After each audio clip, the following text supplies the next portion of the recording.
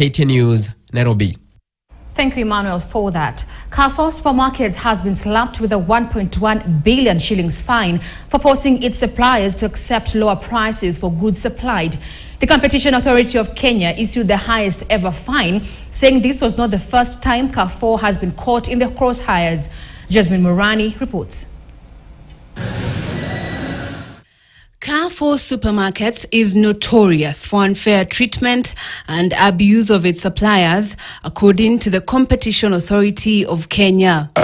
This is not the first case, but this morning the matter was as a result of complaints by two suppliers at different times, and therefore we did investigations and requested for information and evidence from the suppliers as well as the retailer to counter-check the fact that there had been complained about, and if they knew about the suppliers, and if they knew that the terms of the contract between the retailer, which is Carrefour in this case, and the supplier has been violated as per the competition law.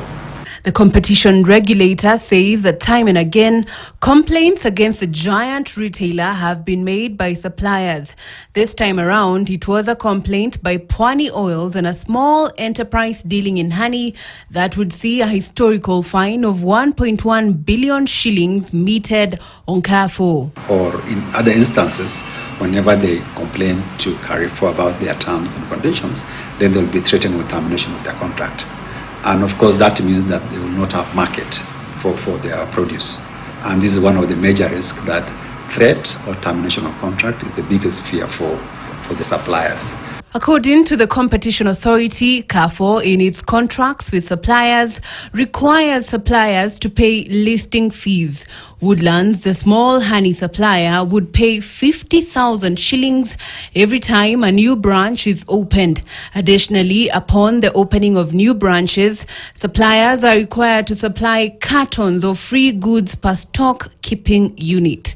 Further, suppliers are to avail employees to the supermarket at their own cost to take up activities like all-night stock taking. At the end of the year, Carrefour charges suppliers at least 3 types of non-negotiable rebates of up to 12%. This, the authority says, explains a large discounts and low prices in the retail giant extended to consumers at the expense of suppliers. The discount that consumers get is not because of Carrefour, it's because of the suppliers' profitability. So the gain for consumer is at the expense of not the retailer, but the expense of suppliers. It remains to be seen whether Carrefour will pay the fines and rectify its contractual agreements with suppliers or head to the competition tribunal. Jasmine Murani for KTN News.